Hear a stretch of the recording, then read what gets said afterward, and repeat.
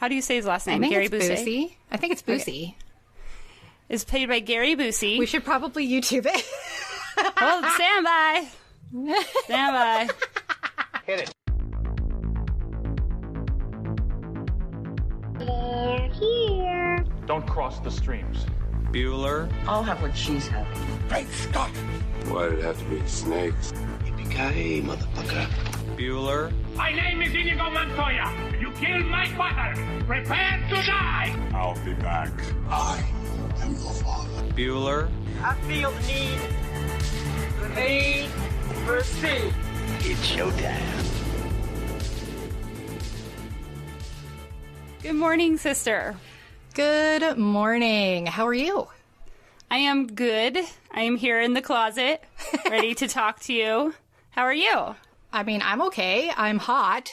It was a heat wave here yesterday, and I just forgot to come back here into my office and open the window at night so it can cool off back here. And now I'm in a hot room, and it's just... Yeah. Gross. I'm sorry. It's all right. I'm doing okay other than that. A lot better. How about you? I'm okay. I feel like there's a lot going on. That's why I'm like, ugh. But I guess things are good. So yeah, vacation, getting ready for school, work, trying to do, all the stuff. I really liked your pictures that you shared on to me on Facebook. Those were from our trip. God, those are so pretty. Can you feel fall in everything I'm doing? I can. In fact, I sprayed some fresh spiced apple in here before we started recording.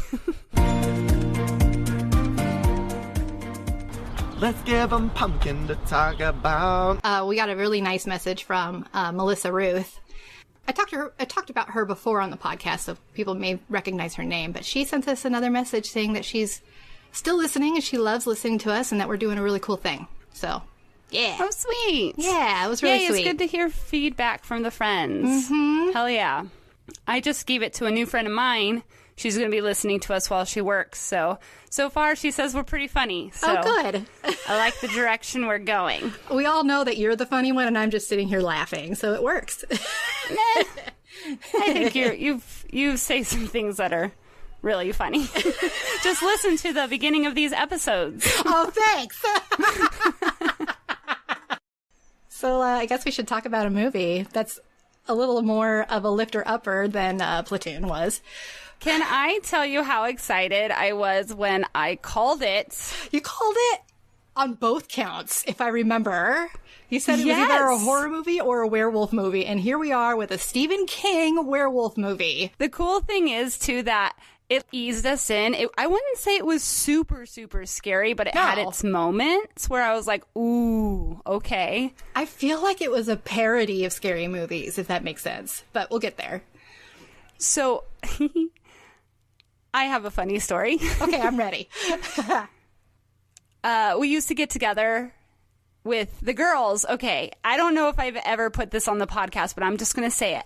My husband and I met at Lesbian Zombie Movie Night. And that was a thing where all of us friends got together. It was usually hosted at Teen's house. And that's where I met Cody. And we would watch The Walking Dead during the on-season. And off-season, we would watch scary movies, and usually the old ones we would watch, like Pet Sematary. It was so great because it was like we would just talk through it, laugh. It was so awesome. I miss those times. Yeah, this is one that you should add to your list. Yes, and it was only called Lesbian Zombie Movie Night because the majority of everyone that came were lesbians. Yes, but they're inclusive. Cody and I were the minority. But anyways, I miss those times. But yeah, so it reminded me a lot of Pet Sematary, and I can't wait to talk to you about it. Oh yeah, King has a history of interesting film adaptations, so this will be fun. All right. So the movie Silver Bullet came out in 1985. It is an American horror thriller film based on the 1983 Stephen King novella cycle of The Werewolf. Oh, a novella. Okay. I gotta read it. So the summary of this movie is, in a small town, brutal killings start to plague the close-knit community. Marty Koslaw. Okay, can we talk about that name? A paraplegic boy, boy, is convinced the murders are the doings of a werewolf. Mm-hmm. This movie was directed by Daniel Adias, and the writer is Stephen King himself. Yes, which I like that. I can get behind that. Yeah. So, Stephen King, he began, actually writing in 1959. He was born in 1947, so he was only 12 years old when he started writing. I read a book of his for writers. It's called On Writing. And he talks a lot about the beginning stages of his writing career and what writing is for him. And any writer out there absolutely should read this book. Just go read the book because it's amazing. Yeah. But yeah, he started writing. There you go. Bless you. Sorry. He started writing for part of his school newspaper, if I remember correctly. He was writing short stories, but then he started writing for the school newspaper. Yeah, and then he started collaborating with his friend. Afterwards, they were starting to publish short stories. Yeah. Let's just go over some of his books that have turned into movies, shall we? There's a lot. For example, 347 projects as a writer. Oh, yeah. So I just took pictures of movies that I've seen or might have known throughout the years, okay? Okay. Obviously, we're starting with Firestarter, the remake in 2022. There's an old one as well. The Outsider, the TV series. I Am the Doorway, The Dark Tower. Of course, It, the old one, and the new ones as well. I have still not seen It 2. I need to. I did see both. Oh, okay. Yeah, I think I did see both. I just remember the trailer for the second one, and I was like, oh my God. I did see it. I think I tried to block out most of it, but I did see it. Okay. He has written Pet Sematary, Rest Stop, Stand By Me, Bag of Bones, Children of the Corn series, The Mist, The Dead Zone. He did 1408 and The Secret Window with Johnny Depp. This doesn't make any sense. Would you like to hear something that does make sense? Call the police. Call Dave Newsom, tell him to get down here right this second and lock you up before you can do any more damage. I'm gonna get a knife and cut you out of me before you kill anyone else. I didn't kill anybody. Back to Stephen King. We've got Dreamcatcher, Carrie, I said The Dead Zone, Night Surf, Rose Red. That shit kept me up at night when I was younger. Until the scary movies came out. I don't remember that. Meh. A couple more from Stephen King. We've got The Green Mile. I loved the book, or the miniseries. I never watched the movie. Okay, but I only know the movie. The way he published that book was actually in a series, a small, little chunk at a time. So I read the whole thing. It was just amazing. Cool. Anyway. He also did The Shawshank Redemption. Yes. Needful Things, The Dark Half, Sleepwalkers, Golden Years. Misery came out in 1990, by the way.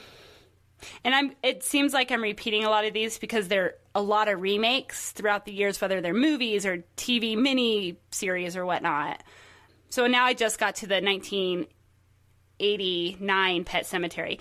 Oh, and don't forget The Shining. Ha ha ha ha. Oh, God. I'm not ready. Let me tell you, this was a nice one to pick because The Shining, it's not scary anymore because, again, it's an 80s film. So it doesn't have the scare of today's videos.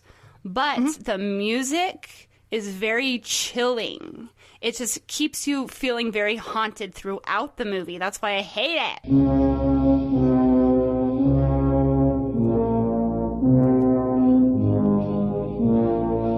Okay, so the cast in this movie, we've got Corey Haim, who's the main guy, Marty Coleslaw.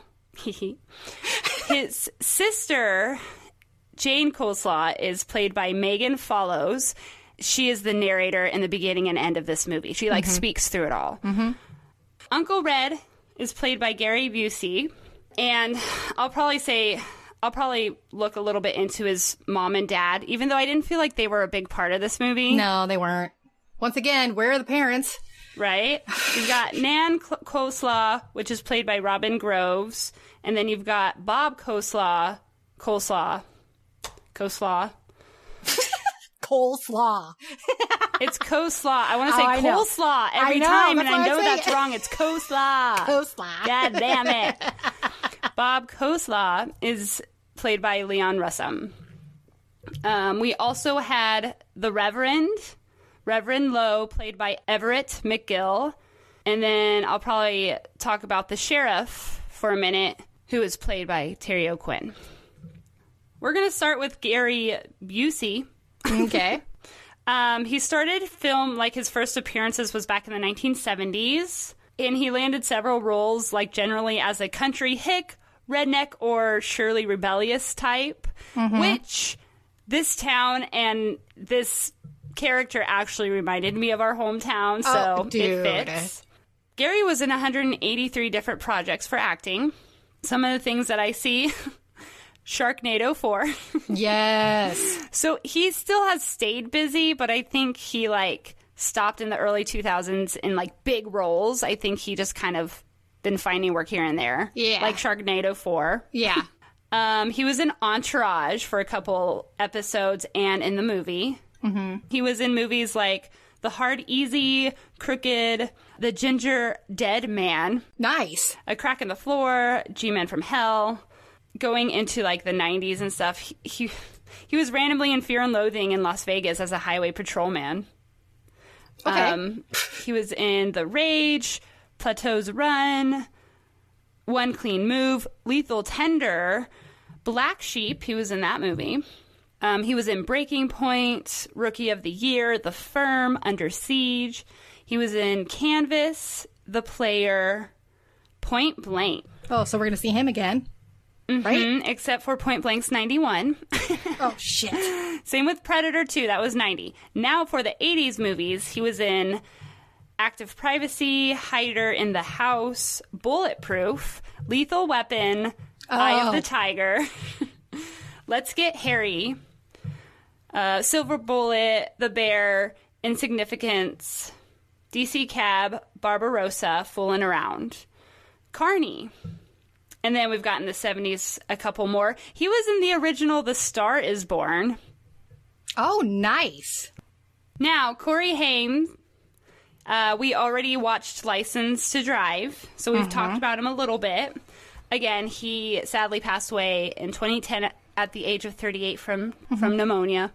So yes, he was in License to Drive, Dream a Little Dream, Watchers, The Lost Boys, Lucas. We won't stay on him because we've talked about him before, and I have a feeling we're going to see more of him. Oh, yeah. He was so young in this movie. It was so cute. Okay. It was like one of his first. So, yeah. His sister, oh my God, she's a Megan, which is pronounced Megan. Oh my God. Oh, shit. Oh, God. I hope she never listened. She's going to be so mad at me. Well, hold on. She's going to be mad at you, but I think she's going to love me because I recognized her right away from Anne of Green Gables, and I freaking love her so much. So, Megan, I love you, and I love your name. Okay, moving on. So,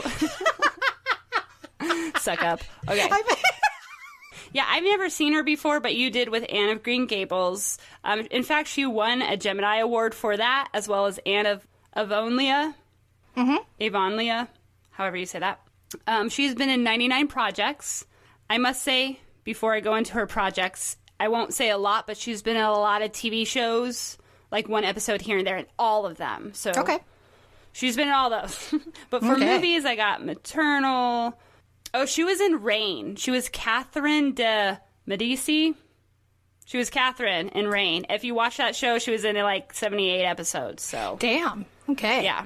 She was in the TV movie Pirate's Passage, Hard Drive, Shania, A Life in 8 Albums. Okay. She was in Christmas Child, A Foreign Affair, That's Life, The Stork Derby, When Pigs Fly, The Chase, The Nutcracker Prince, A Time of Destiny, In the 80s, of course, she was in the TV miniseries Anne of Green Gables. She was in a TV movie called Sin of Innocence. How old was she in 86? She looks like a child. She was born in 68. So in 86, she was like 18. 18, okay. She just looks so young. Oh, yeah. She's always had like a baby face. Yeah. So in the 80s, of course, Silver Bullet, Hockey Night, The Olden Days Coat, The Mating Season. She goes back to the 70s. Damn. It's 1979.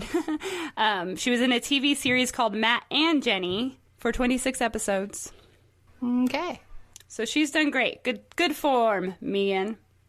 I will stop doing that now. I'm so sorry. I can't help it.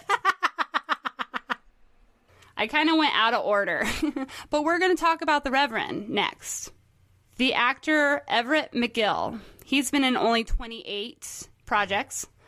Some things include Twin Peaks, The Straight Story, Jekyll Island, My Fellow Americans. He was in Under Siege.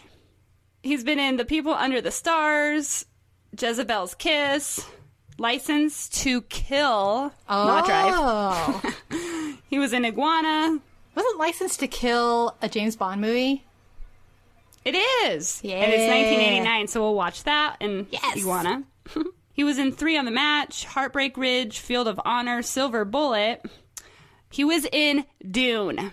I had to look this shit up. Who was he? You will never guess. I had to look it up, and I was like, no. He was Stilgar, the leader of the tribe that they find. I can see I can't see it. They really made him a different ethnicity. Oh, yeah.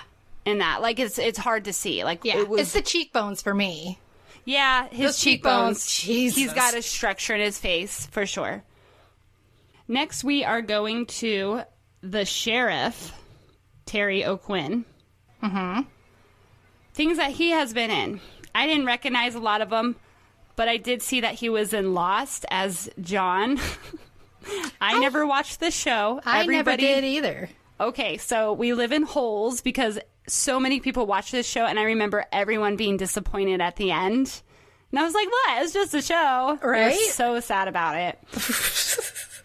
Should I spoil it? Do you know the ending? I don't know the ending. Go ahead and spoil it. I'm not going to watch it. Well, I mean, I don't know how accurate I am, but I feel like it's all just like a dream, like it didn't happen or something. There's something at the... That would be a giant-ass ripoff, and I would be pissed. Yep. See, you didn't even watch it. I saved you. Watch it. I saved you 6 years. Of all the hospitals they could have brought me to, I end up here. You don't think that's fate? Isn't fate, John. It's probability. You don't understand. It wasn't an accident. Somebody is trying to kill me. They don't want me to get back because I'm important. Have you ever stopped to think that these delusions that you're special aren't real? That maybe there's nothing important about you at all. Maybe you are just a lonely old man that crashed on an island. All right, let's go into trivia. It's trivia. All right, for trivia, according to the director, Gary Busey, he ad-libbed a great deal. I could see that, actually. There were a couple of times where he definitely ad-libbed, and Corey Haim, talent, being able to keep up with that. They both were... They were great. Good team. And, you know, it was all good with Stephen King. Obviously, it stayed in the movie. Yep. The werewolf dream sequence utilized a total of 70 extras that were divided up into 4 groups with various levels of makeup and costume. These ranged from approximately 10 principal actors used for close-ups and action shots, having the most refined looks, while the remainders were just made to appear menacing and fill up the rest of the church to give it a full house appearance. Gotcha. Tarker's Mills, where the action takes place, is a fictional town within the Stephen King universe. It borders locations of other King's works also adapted to film, such as Chester's Mill, which is in the movie Under the Dome in 2013. So it's at parentheses and parentheses and parentheses. Oh, God. So that's why I'm like, the fuck? Okay, let me repeat that. Okay. So it borders locations of other King's works, like I said, also adapted to film. So Chester's Mills is in Under the Dome. Derry is in It. Castle Rock is in Needful Things. And Cujo and Pet Sematary. Boom. That's what it was. Nice. Lots of parentheses. Uh-huh. Again, I don't English well. A complete construction of this werewolf costume took 3 months. After finalization of the shape and design using 3-dimensional clay heads, the entire costume was made of foam and polyurethane and was covered with actual bear hair. The head of the costume was mechanically operated by 6 people from a distance of up to 30 feet away. Jesus. I did want to tell you that even though I just read that, the director was not happy with the costume, which actually insulted the guy who was in it, for he was like a well-known dancer for the time, and they hired him because of the way he moved. Oh. that makes sense. I want to just say this was the first and only film directed by Daniel Attias. Oh. Because remember, I didn't read his stuff to you at all. No, you didn't. I just said his name, right? Yeah. There was a reason for that. Okay, I'm ready. Even though I forgot at the time. So for the rest of the 80s to today, he mostly directed TV episodes for some famous shows and hasn't made another theatrical film, which is okay. Would you like me to go over some of those TV shows? Yeah. Okay. Let's see if anybody's watched any of them. So he's done 3 episodes of Billions, an episode of Penny Dreadful. Ooh, I like that. Episode of Barkskins. He did 8 episodes of Homeland. He's directed an episode of The Boys, Castle Rock, and 7 Seconds. Oh my God. The Boys? Yep. The Americans, he wrote 5 episodes. He wrote for Manhattan, Feed the Beast, Masters of Sex, Resurrection, Bloodline, Crossbones. He has written 16 episodes of Always Sunny in Philadelphia. Nice. He has written for The Walking Dead, Raising Hope, New Girl, House, Big Love, Entourage, Grey's Anatomy, Heroes, The Wire, Friday Night Lights, Deadwood, 6 Feet Under. Oh my Alias, God, I love that show. American Dreams, The OC, CSI Miami, The Sopranos. Oh. 3 episodes, and he actually won an award for those, I think. Oh my God, I love The Sopranos. Also, we've got The Practice, Buffy the Vampire Slayer. Oh my God. Party of 5, Ally, as well as Ally McBeal. Oh. Yeah, lots of great stuff. He's done also Beverly Hills 90210. Yeah, he's done great. Oh, another fun surprise. I'm ready. He has also been an assistant director for a lot of things. Okay, let me rephrase that. He has been an assistant director for 11 films. Nice. Such as he helped direct Twilight Zone the movie. Oh. E.T. What? Yep, he was the second assistant director. Okay. Isn't that crazy? So yeah, I just thought that was funny, and you needed to know that since we just watched it. Oh, yeah. He's also done things like Airplane, Resurrection, Cheaper to Keep Her, and The Pursuit of D.B. Cooper, and One from the Heart. These are all 80s movies. Gotcha. All right, back to some more trivia.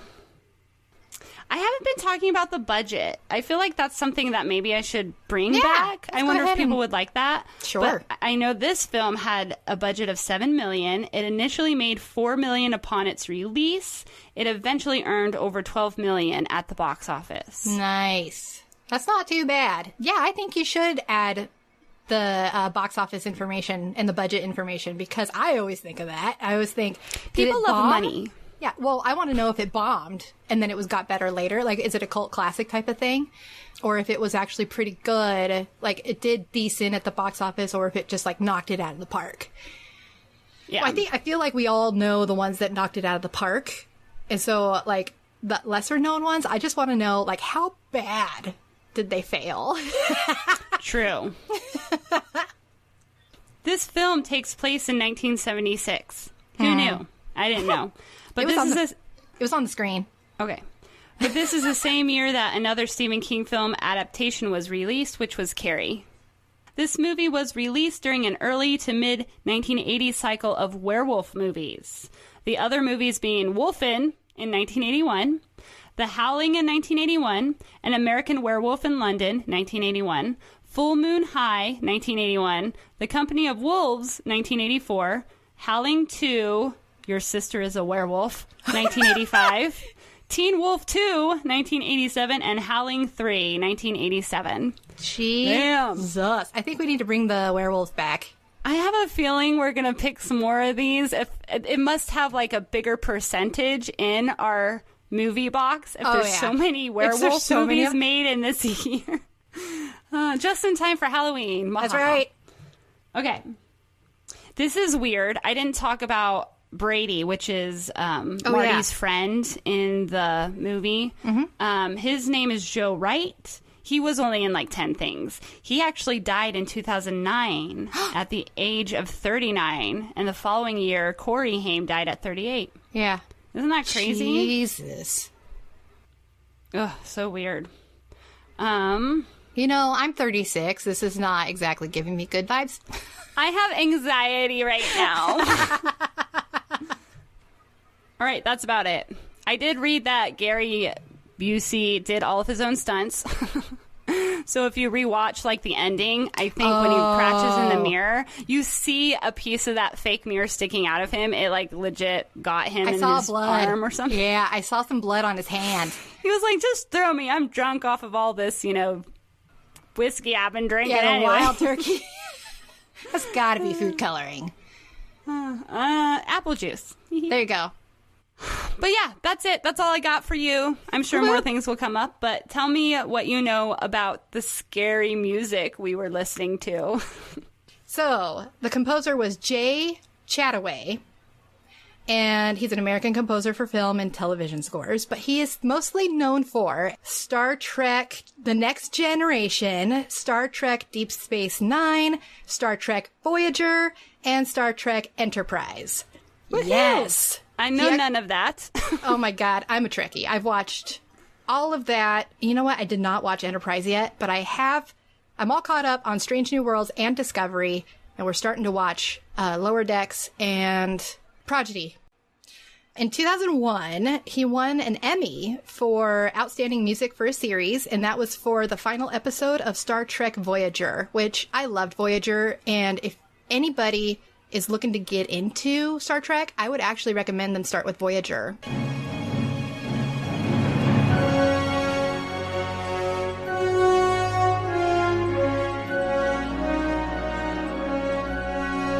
So he studied music at West Virginia University. He was very active in a lot of the fraternities there. After he graduated, and he was working on his graduate degree, he joined the Navy Band, and he served as the unit's chief arranger and composer. Some of his other music scores. There's not a whole lot. He's mostly been in TV. But he did quite a few 80s movies, so we'll probably be bringing him up again. Maniac, Vigilante, The Big Score, The Last Fight, The Rosebud Beach Hotel, Missing in Action, Invasion USA, Silver Bullet, Walking the Edge, Braddock, Missing in Action 3, Maniac Cop, Red Scorpion, Relentless, Far Out Man, Manic Cop 2, The Ambulance, Rich Girl, and then the last one I think was Delta Force 1, The Lost Patrol. He is still alive. He's 76 years old. But yeah, that's him. Anyway, that's all I got. Sweet. Thank you. You're welcome. I guess we should talk about this. Yeah.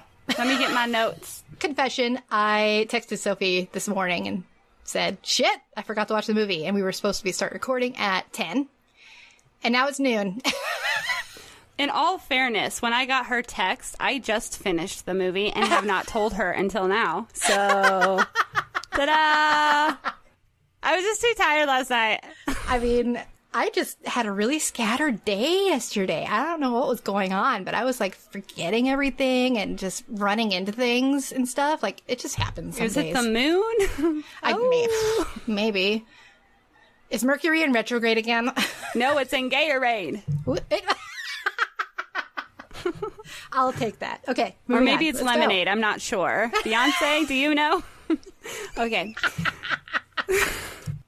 So this movie starts on the train tracks in the middle of the night. And there's this guy, it looks like he's just doing his job. He's in one of those, like, service carts. I don't know what they are on the train tracks. But he gets out to do something. He's, like, talking, and you can totally feel the werewolf, like you're in that, like, eyesight of hiding behind the bushes and coming in slowly. So I do like the filming of this, and they definitely made it be as scary as possible. Yeah, the direction, like where the camera angles were and everything, those were pretty cool. Yeah. But the way this guy died, his head just severed off, right? Like soccer ball. Yes, and it fell on the tracks, and then a train ran over it or something. So it was considered an accident. Yeah, a train accident. He accidentally just, like, cut his head off. Yeah. I think it's because he was an alcoholic. There's probably things around that in a small town. But then we cut to the next day, or it's probably not the next day. I didn't say this, but it's not filmed like over years like the book. The book says this is years and years. Oh, where this is just over a season. The summer. Yeah, over the summer. So it's like the end of school, and it looks like a barbecue for spring. And the sheriff is up there talking about stuff, as well as the Reverend. Not about the murders, but other things. The murder. I need a shout out for the brass band here. They're all legit. They're all legit. Oh, nice. I see them all holding their instruments in the correct way. And, I mean, even the trumpet players have their pinky through the slide at the bottom of the trumpet because of intonation. They slide that thing in and out to make sure they're still in tune because the trumpet isn't a perfect instrument. So, anyway, the more you know. The more you know. Okay, so Janie goes to find her brother. So Marty and his friend, they found a garden snake, right? They're playing with a snake. Mm-hmm. And his friend decides to scare Janie. Like, his friend was kind of a dick. Still didn't deserve what happened to him, but still a dick. Right. I just was impressed by her jump back, and she, like, dived. Like, she did, like, a belly flop onto the ground. I can't help but, like, I don't know why that was so funny to me. That must have hurt. Yeah. Her brother, Marty, is apologizing. He's a sweet boy. He is. So Jane, at this point, stomps off. Her dress is completely soaked, or her skirt. But while she's kind of hiding and crying in the trees, trying to get herself presentable, we see another woman come storming around the corner with a man. And it's clear that she's found out that she's pregnant and that the guy is the father, and she's asking for help. And he's saying, fuck no, bye. Yeah, he's like, that's not mine. And it's like, how do you know? Yeah. But this presents itself for the next killing. It kind of gives us what's going on. Yes. It sets the stage, for sure. Thank you. But then it cuts back to the family, Marty and Jane in the back seat of the car with Mom and Dad, and Janie's still upset. She's still upset. And I don't blame her. But poor Marty is just like, what do you want me to do? I've apologized 100 times. But, it just takes time for people to get over things sometimes. So when they get out of the car, she helps him still because the parents are like, help him. Yeah. But I kind of really empathized with Janie at this point because, like, she knows she did bad. She knows she's got to look out for her brother. But, like, sometimes you just can't put a lid on it, especially with something like that. Yeah, so she starts bitching about the uncle, right? Yeah. And, like, how he's just a drunk and he's getting divorced. That's right. Yes. Yeah. So, like, I see what you're saying. Like, sometimes you just can't put a lid on it. And she was like, it was overflowing. Yeah. It happens. It happens. But I thought it was really sweet how Marty came in while she was not sleeping and gave her cash for the pantyhose that his friend ruined. Like, they work it out, and she apologizes for saying mean things about Red. So the next scene is at the pregnant lady's house, the pregnant lady from the barbecue. The setup. Yeah. So she's obviously really upset. She's pouring out pills, and she's taking them, a lot of them. And she's mentioning about how people who die by suicide definitely go to hell, especially ones who are carrying a baby. And like, damn, dude, it's dark. And I was like, that's one thing that Stephen King never shied away from, is just making things so dark. And he would also, I feel like a lot of those books kind of like explored people's reactions to shitty things and scary things, and that's like his psychological thriller part really shines in the in movies like this. Not so much like the special effects part, but the psychological part of all of this really shines. Then the werewolf comes in, and it's bloody and slow, but bloody. So yes, the wolf comes in through the window, totally tears her up, like in slow motion, and then the mom comes up with a shotgun because she's hearing it all. Or a handgun. Like a handgun, and she opens it up to her daughter, all bloody and stuff. And now it's not a freak accident in this town. The cops actually show up. It's cut off with the police line and all that stuff. And also at this point, I want to say it is their last day at school, and Marty is in his awesome wheelchair that goes. He went home with his friend Tammy on her bike because she didn't want to go alone, and they rode past the crime scene. Yes. We see in the sheriff, because they've never had something like this before. We see in the police station the sheriff or somebody making calls, and then we go into the bar where it's one of the deputies. No, that guy's the sheriff. Who's above the sheriff? The chief. No, that guy was one of the deputies. It literally said sheriff on his thing. Well, maybe they're both sheriffs or something. Maybe so he's a deputy sheriff. And the other guy was a chief. There we go. Yeah. Perfect. So the deputy sheriff is being antagonized by somebody, but he doesn't stop it. Yeah. He's about to get in a bar fight, and it's like, use the law, sir. Don't be just engaging with this guy. Use the law to your advantage. But of course, it's a movie. But can we talk about how familiar this place looks? Yeah. Can we talk about the Peacemaker? Oh, yes. Jesus. Which is a baseball bat that says the Peacemaker. I'm going to get one. I love it. So the bartender's like, quit your bickering, or the Peacemaker will get involved. Right? Like, man, I think we all need one of those. Yeah. So you're right. A couple things happen, and then we have the last day of school. Yeah. Where they go by the scene. It's very like, what happened there? And this is also when we find out that the name of the movie is based on his wheelchair, Silver Bullet. Oh, yeah, that's right. It's named Silver Bullet. Both of them. And then also on the way home, when he gets Tammy home, she talks about her greenhouses moving every night, and it's shaking and stuff. And we also meet her dad, who comes out, and it's like, get in the house. Help your mom with laundry, blah, blah, blah. Blah, blah, and he blah, sounds blah. like a real winner. So yeah, after this, Marty is on his way home, but he, a 12-year-old is now worried about his gas gauge. I know. That was cute. I'm like, that's literally me every time I gotta go fill up. Riding on fumes. But he makes it. He makes it. And it was cute, the guy at the gas station. Like, those kinds of characters, all of these characters, I can just see the descriptions that Stephen King would have written for these characters. He was always really good at his characters' descriptions. All right, so he fills up with gas, and he gets home, and he's hanging out with his uncle, because his uncle is now in town. Since he's been divorced now 3 times. Oh. So they're playing card games. They're having a good time.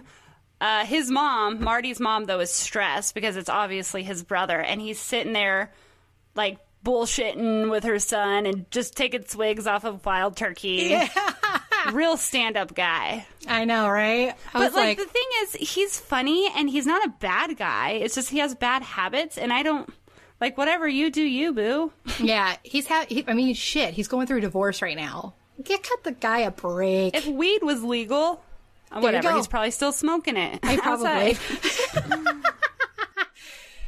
So Mom basically is like, Marty, it's time to go to bed, and makes them stop playing, and they say goodnight, and then they have a little bickering moment between siblings. She said something that was beautifully said, and now I can't remember it. It was the very last line. It was... Red, Marty has enough strikes against him as it is. He doesn't have any strikes against him. That I am scared to death that someday he is just going to give up. He's not going to give up. Well, he doesn't need you showing him how to do it. That was brilliant, and a brilliant delivery, and then she storms off, and I'm like, yeah, Mama Bear. Put some things in perspective.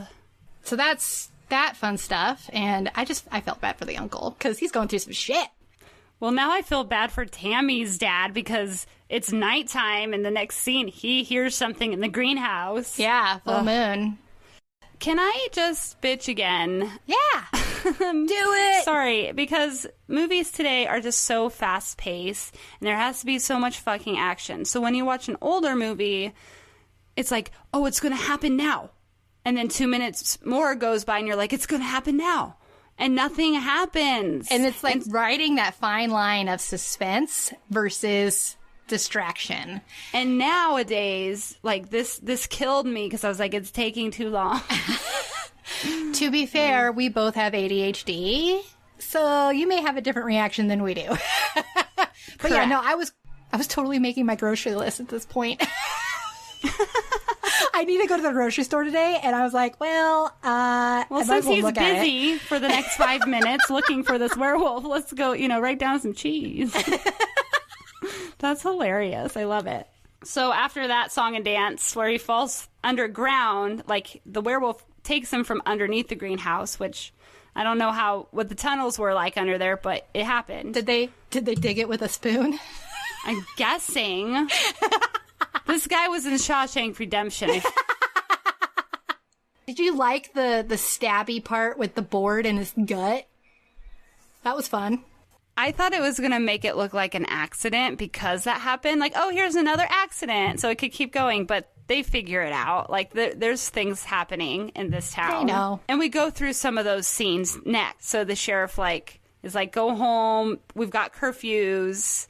Yeah. And he talks to the mayor. Like, the mayor is concerned and pretty much says, yeah, we're working on it. Go away. To the mayor. I mean, what else can you do? Like, this is crazy. And for real. So we got people, like, a montage of people going in their houses. Then we have Marty up a tree, and he's getting his kite because him and his friend are, fly their kite. Mm-hmm. So yeah, at this time, Janie is going to get Marty to get him home because it's going to get late. Dinner's ready. And his friend stays for a little bit longer. Do you like the stare back? Yeah, the moment of staring back. It was like that foreshadowing. Completely obvious foreshadowing, but I loved it. I can feel myself reading the 5 pages in Stephen King's novel about this look between the two before he leaves for dinner. Not even exactly kidding you. Okay, so now we're back in the bar. Oh my God, I have another story for you. Yes!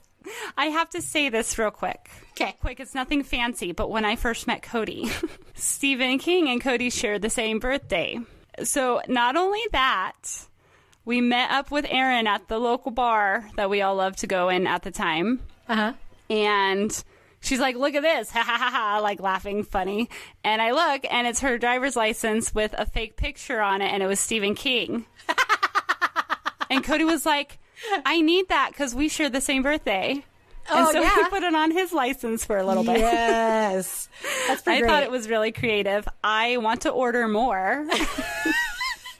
Oh my God. It was kind of funny. I like that. That's really cute. But anyways, this movie now is not so funny because we are in the bar and that deputy sheriff and that other guy that's like, I know the law of this land and I like to fight the police on everything. The typical, like, well-off white male in any society. Isn't there a name for them? I don't remember. Anyway. But anyways, they're about to, like, get out. And then Brady's dad, he comes in and he's like, has anybody seen my boy? We're at that part. Yeah. That's all I was going to say. And then, like, I think an hour or two later, sadly, the chief has to let him know that Brady is no longer here. Yeah, so. They find the kite. There's blood all over it. The kid is, like, in the gazebo, which that's fucking crazy. And the dad shows up and obviously distraught. Like, and we learn later that apparently this poor kid was torn in half or something, like just shredded ripped apart to pieces. Ugh. All right, so now we're getting to the funeral of the little boy, and I'm like, looking back now, I'm like, this is dark, Stephen King. Everybody's like, at first off, everyone's so sad, and they're looking at the Reverend like, kind of like, fuck you in a sense, but yeah, because he's really. he's trying to give comforting words. But yeah, he was just trying to give him comfort in this situation. And I love how the uncle, like, goes to drink, and then he's like, probably not a good idea right now. Yeah. It was interesting. It makes me question, did he must have known that he'd been doing this, but he sold it. So spoilers, the Reverend did it. Yeah, the Reverend was a werewolf. But we have to bring this up because at this time, it's like, one of those things where you don't know it's him, and he's selling it like, oh my, like this poor town and stuff. Yeah, and he's giving a funeral service for a kid that he killed. So yeah, so we get to be in that for a minute, and then when the family goes home, Marty catches a ride with his uncle, and then they talk for a little bit. I really like the relationship between those two because it almost it's almost like a father-son relationship, and I'm kind of wondering, like, what the fuck is the dad doing? He's probably working. He's probably doing stuff, and it's really hard to spend time with your children, but at the same time, having somebody who needs assistance, I feel like you would be there more. Yeah, that's very true. That's very true. That's a good point. So now we're going back to the bar where we talk about private justice. Oh, yeah. It's pretty common to see that nowadays in film, so we don't really even think about it. But damn, it is a violation. It is bad. Don't do it. Right, and it should be well known. And the cop tells the people in this bar, like, you guys are planning to go out to search for this person, because they don't even know it's a werewolf. Yeah. And my thing was, they don't even know who they're looking for. What? Yeah. What are they doing? Yeah, and they're just going out into the forest, in the woods, like... In the foggy swamp. Yeah. Like, that doesn't make sense if you're looking for a human. But okay. Yes. You know what? At this point, like, we're right about a third of the way into the film. But it was here that I was like, is this movie already coming to a close? Because it seemed such a big moment, like a climax of some kind. But it wasn't. And I feel like that misleading moment made the rest of this movie just completely drag. Yes. It didn't completely drag, but it was dragging. It felt like Beauty and the Beast. Like, let's go kill the beast. And Maurice is like, don't go. So the Reverend's like, don't go, guys. Don't do this evil sin. Yeah. As spoilers, he's the werewolf and knows what he's doing. But yeah, it did feel like it was coming to a close. These guys were going out to the swamp with their Great Danes instead of, the actual hound dogs that can sniff things out, whatever. I guess they weren't using the dogs as sniffer dogs, because what do they have to sniff? The bodies! Oh, that's true. So now, since we're in the swampy area, we've got like the bartender with his bat, and then a couple other patrons of the bar, because, let's just have a couple drinks and then go find this guy. Mm-hmm. You know what? I was a bit let down that this guy didn't get his ass handed to him, the ringleader here. I know. I mean, he did get scared pretty good, so at least there's that. But he should have been sacrificed. I'm sorry, but they got other people.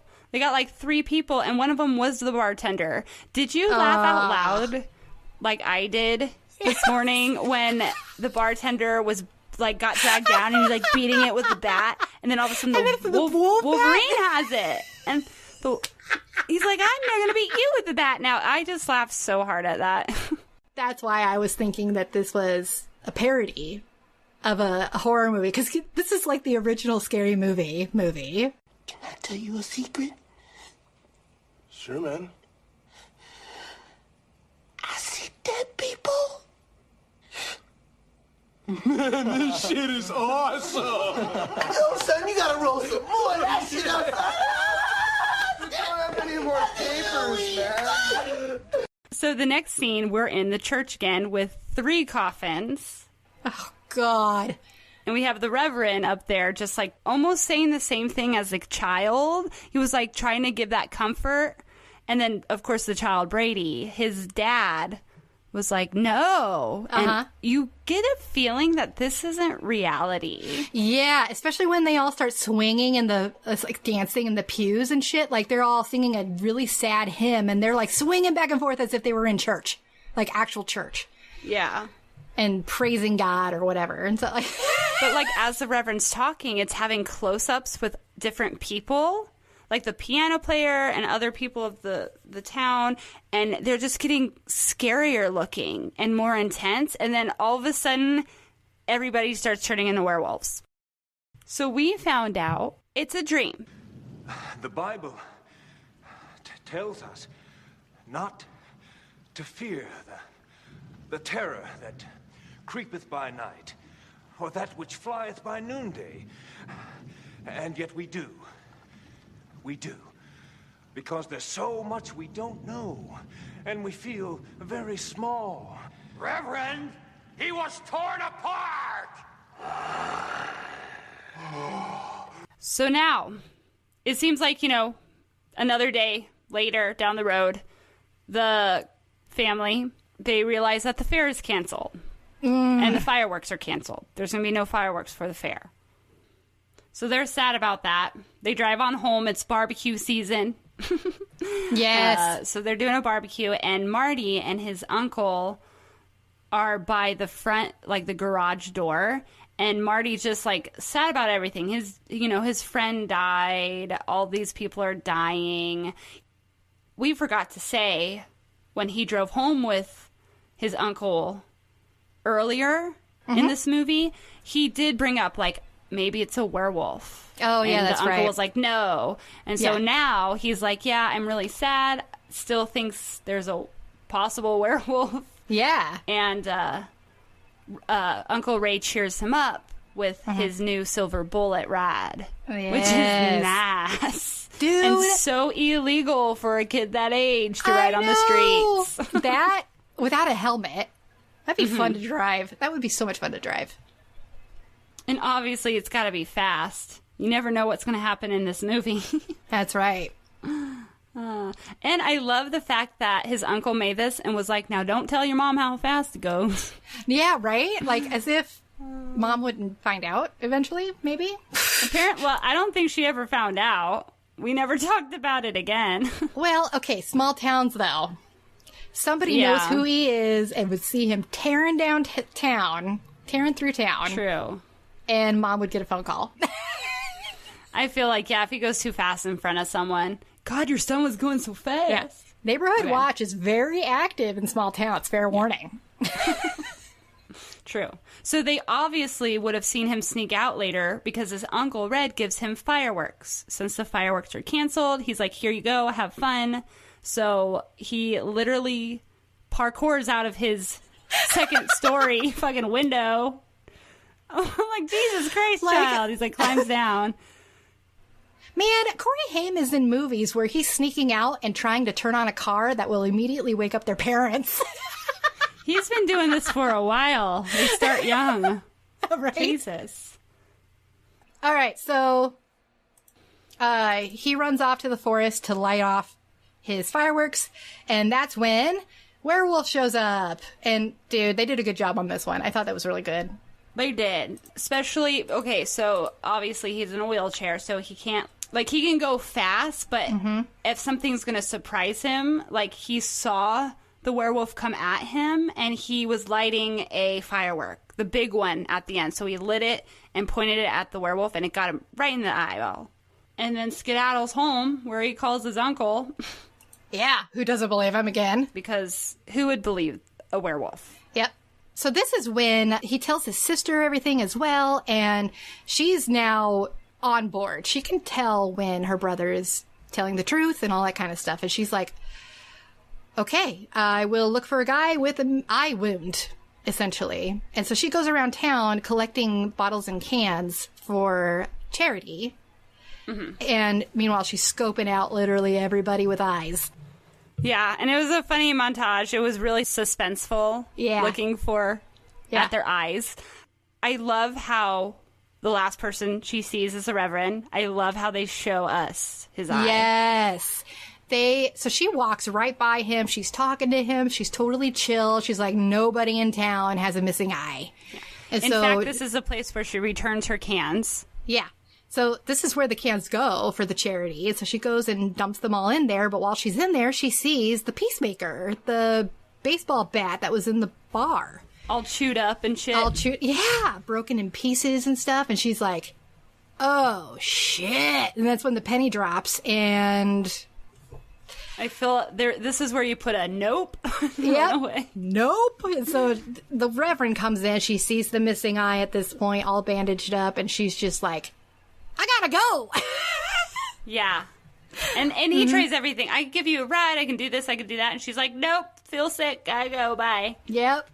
So she tells Marty, like, this is the guy. Obviously, his eyes all messed up. And so they decide to blackmail him. Send him letters. This letter, when I read it, I was like, the fuck? Let me read it for you guys. I know who you are. I know what you are.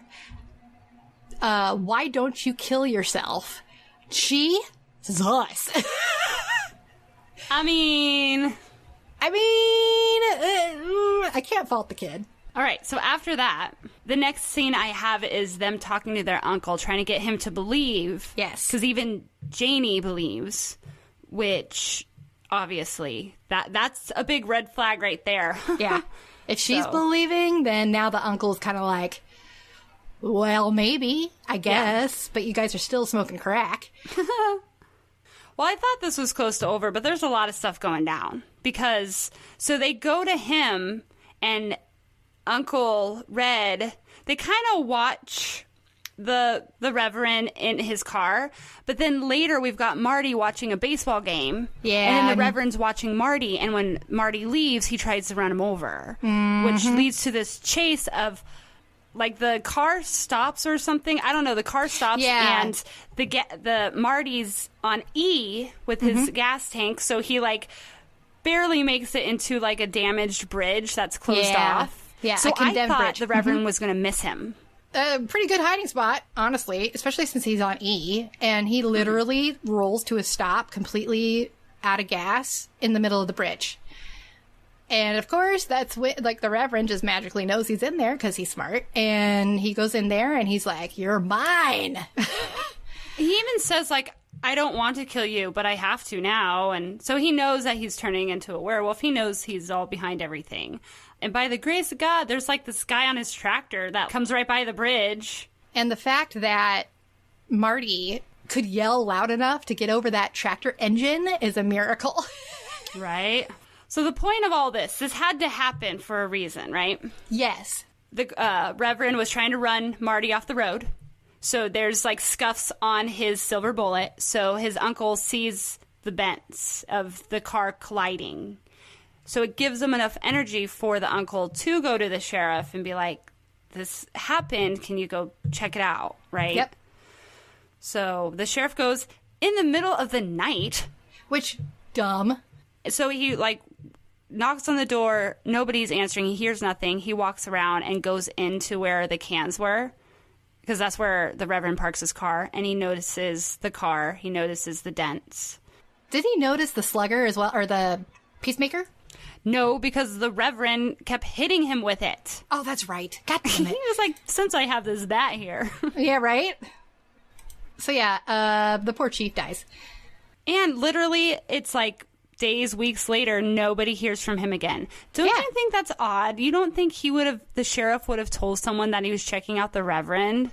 Well, that's it. The next scene shows Marty talking to his uncle, saying, well, isn't it a little suspicious that you told him about the Reverend, and then he goes to check it out, and now nobody's seen him again? Yeah. So then the uncle's like, well, what do you want me to do? Here, basically. take our silver necklaces and make a bullet. Yeah. That's the answer, guys. That is the answer. And that would work in 1976. But it would not work today because there's like literally no silver in any jewelry now. True. The uncle went to a guy to make the silver bullet. What did he say his kid was watching? Oh, the Lone Ranger. The Lone Ranger. Yeah. And the guy was immediately like, silver bullet. Yeah. What a great cover. I know, right?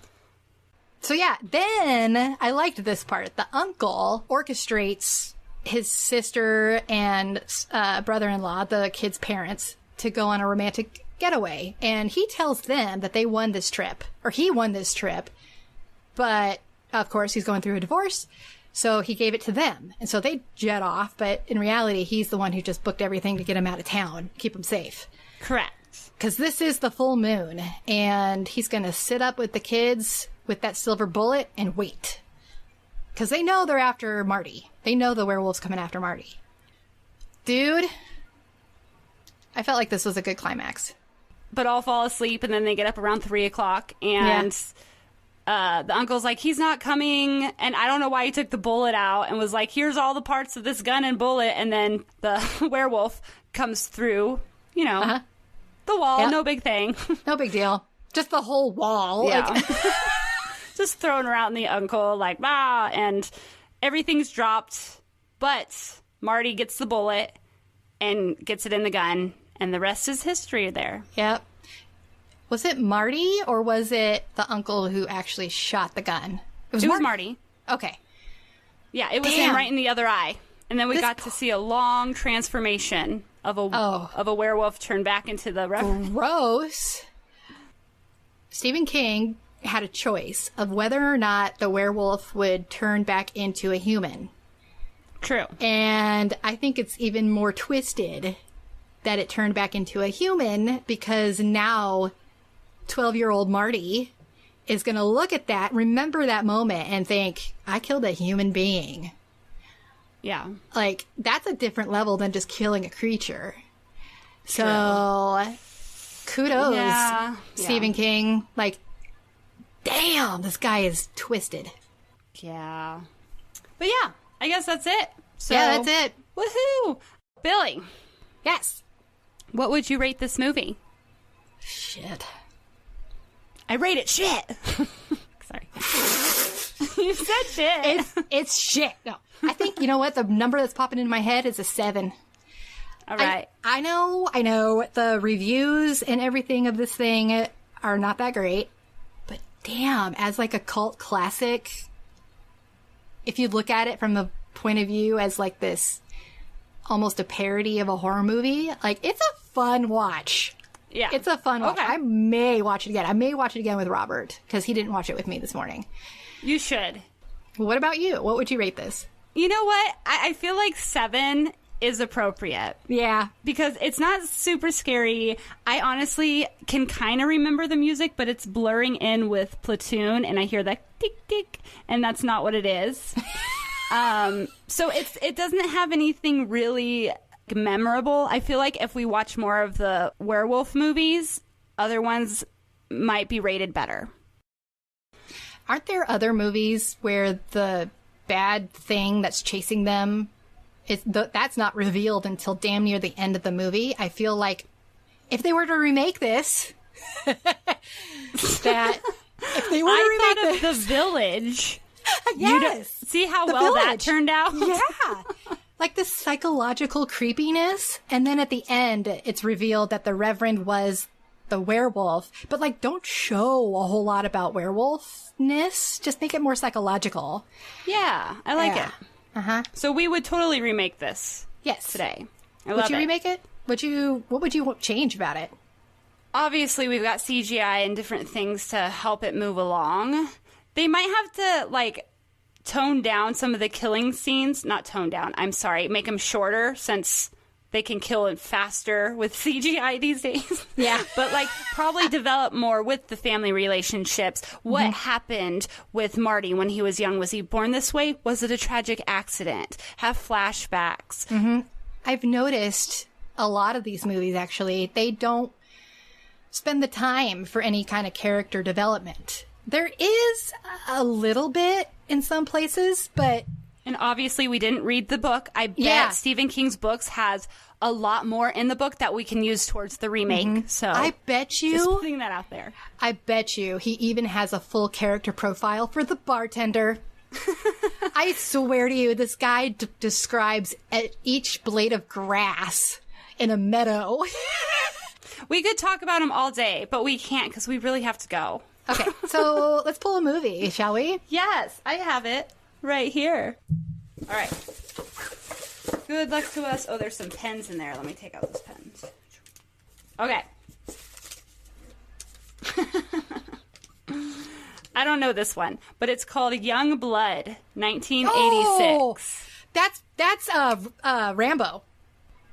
Never mind. Shit, I thought it was... Damn it. God damn it. No. What's Rambo? First Blood, not Young Blood. Okay. So Forgive me. So next time for Rambo. But this one has Rob Lowe and Patrick Swayze. Okay, I'm excited. So we'll tune in next time for Young Blood that we obviously know nothing about. I'm excited. Billie, give them some information. How can they find us? They can find us on all the social medias, mostly. A link to all of those is in the description of all of our episodes. All you have to do is just click the Linktree link, and it will take you to a comprehensive list of everywhere you can find us, including our website, a contact page where you can email us directly, and eventually it will have our Patreon information on there. And if you want, you can check us out on our website as well, www.silverscreensisters.com. Awesome. Thank you, sister. Thank you, sister. Always a delight. Always a delight. I'm excited.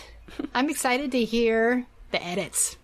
I just love it. Like, I love it. Okay, I listen to the episode before I publish it as kind of like a quality check thing for everybody listening. And it's just like my favorite thing when Sophie's like, okay, it's ready. And then I just go and listen to it. And I immediately start laughing. And I just laugh throughout the whole thing because it's just great. The edits that she does, you wouldn't believe the amount of ums and silences and, oh God, I forgot. We're very special. We're very special. At the time of this recording, we are 2 hours and 18 minutes in, and I gotta go eat. Stop telling them stuff like it's gonna be like this. an hour.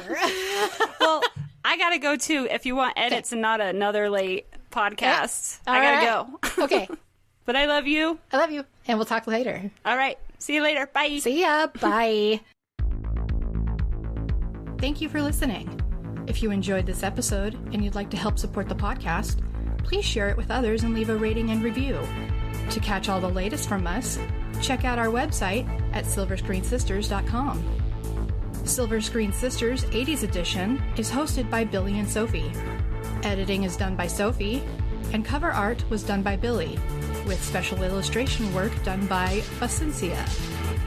Intro and outro music composed by Future Mono, and hold music composed by the Mini Vandals. This is a Silver Screen Sisters production and is powered by Coffee and Yoga Pants.